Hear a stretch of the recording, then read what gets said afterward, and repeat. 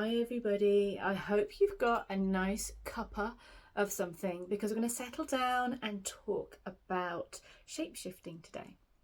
And we're going to talk about that quite a lot. When I say we, it'll be me gabbling on about shapeshifting, but I hope to interview other people, other experts about their views, opinions and research on shapeshifting. And this is something that I'm studying a lot at the moment. And in this case, we're going to be looking at shapeshifting, and for the most part in Norse poetry, in the sagas and in mythology, so in the Eddas.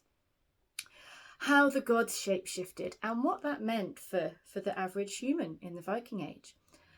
And so to do that, we need to consider what it actually means to shapeshift and what part of you would change. And so, for some coffee and mythology, I'm going to spend my Saturdays, well, today's Saturday, contemplating concepts of the soul. And to be honest, I contemplate that most days.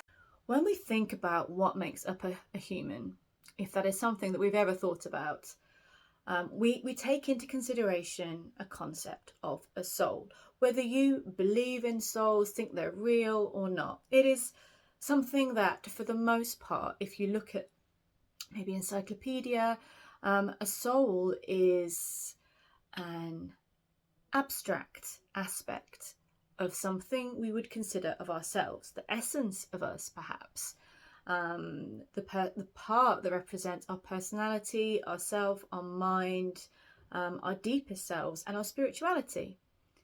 And it is commonly thought to be the part of us that survives death, the part of us that is eternal and impossible or hard to destroy.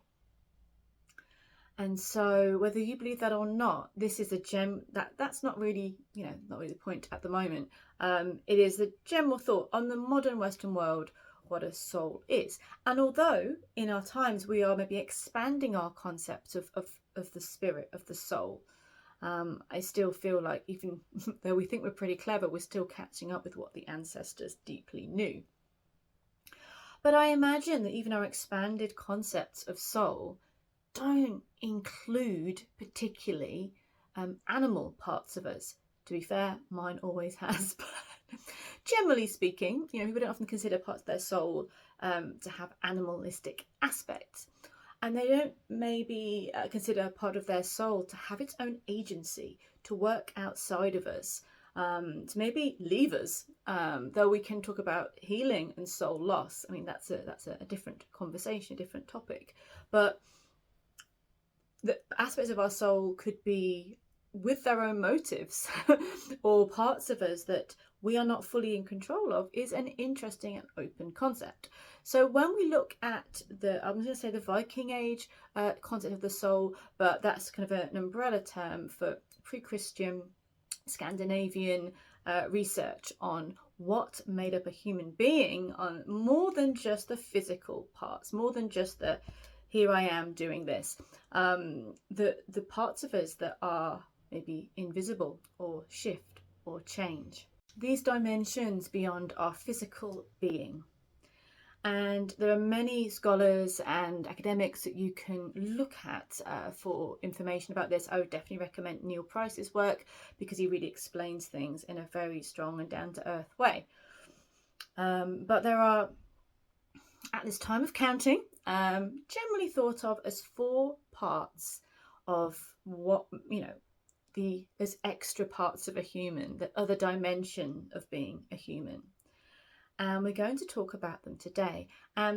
As mentioned, my thoughts and leanings are towards looking at shapeshifting. But we're going to look at all the different aspects that created a human in the Viking Age. So if you met me in the street or anybody else, you would see maybe my hair, makeup, dress, whatever, and say that is Laura. That is how she's presenting herself today. And what you'd be looking at in that way is my harma, my shape, the shell of me, the shape of me, and that is the part in Old Norse poetry, in the Eddas, in the sagas, that can change. There's one of the parts that can actually change and is related to shape shifting. Now, I'm not saying that in the Viking Age, if there was a wolf shapeshifter, that you would see that person and you would see the wolf in them. You would see the wolf, or you would see a wolf that would have their eyes, or a falcon that would have her eyes, or a seal, etc. But there are different aspects to how we consider shapeshifting, and more energetic and more shamanic ways of looking, for want of a better word, we use the word shamanism, which is an umbrella term, ways of looking at how the self transforms into the other, or that part of the self, the other part of the self, comes forward and takes center stage. Essentially, the Hama is something that acts as a container for the rest of the parts of the being that are also shiftable and changeable. But it would be the fundamental shell of a being that had the potential to shift and change. Did everybody shapeshift? Unlikely. It was, of course, some of the gods could shapeshift, some of them could not. We know that Odin and Loki and Freyja and Frigg had aspects of themselves that would shapeshift, and I'll be talking a heck of a lot more about that in the coming weeks. Maybe certain heroes had the talent, the skill, or would it be a curse to shapeshift? It would be special people, particular people, or ritual specialists that would have had that ability to shapeshift. It would usually be more of, a bear or a wolf or a snake. For men, there are other as well, and more seals, sea creatures, or birds, which is something I'm thinking about a lot at the moment, for women. And this is the interesting bit. They also have the giants and Odin being able to shapeshift into an eagle form. This is all going to be I will go on about this to you guys for a lot over the coming weeks. And the interesting thing about that, essentially birds were more of a feminine form of shapeshifting, is that Odin and Loki, who both crossed those boundaries of gender, and particularly Loki, obviously, had the ability to shift into a bird form. And Loki would often borrow Freyja and Frigg's falcon cloak, or falcon armor, falcon skin, falcon shape, and fly as a falcon. But it was thought that they would always keep their own eyes. People would know that something wasn't quite right about that bird in the sky, or that seal looking out of the waves towards you. So the Hama, and the way that shapeshifting, or skipta homum, is seen. I do apologise for my pronunciations. I am trying to learn Old Norse, but I am pretty terrible at pronunciation, so feel free to kindly correct me. It describes something of a restructuring of the essence or the form of oneself in the act of shapeshifting, though it might also be other aspects of the human that shifts and that changes when they are shapeshifting, because we have other aspects of the soul as well.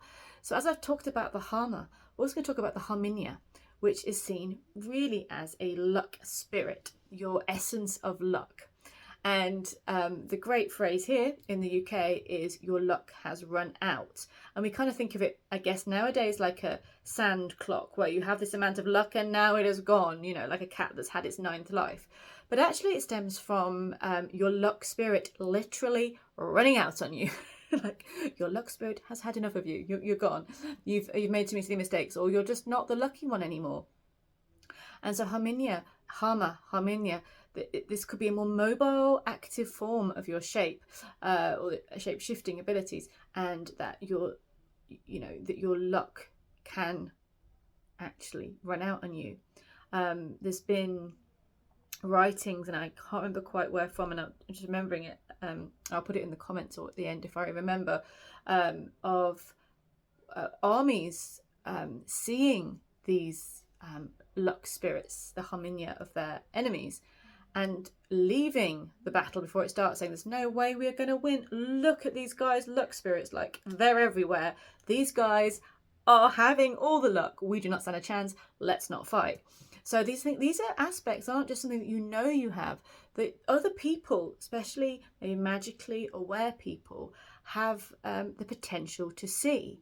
And that can also bring some really freaky things to happen, especially if Odin gets to find out about what abilities you have. So I'm going to read to you Odin's talking about his magical prowess, his magical abilities, his wisdom, his knowledge in the list of spells. And he's listing how many spells, all the spells that he knows and what they do. So he says, I know a 10th spell. If I see sorceresses playing up in the air, I can so contrive it that they go astray from the home of their shapes, from the home of their minds. So from the home of their shapes is Heimahama, the home of their shape. So home, Hama, shape. From the home of their minds, Heimhuga. And Huga is mind, and we'll talk about that later. So that's, yeah, this is pretty cruel, huh? That the people who, or gods, but also, there's tales of spells and magical practitioners who would be able to see when a magical being was not in their body and sever it, and so they would never be able to get home. They would never be able to come back to their body. So this is the other side of people's, this was a witness thing. This wasn't just, oh, I know I've got this.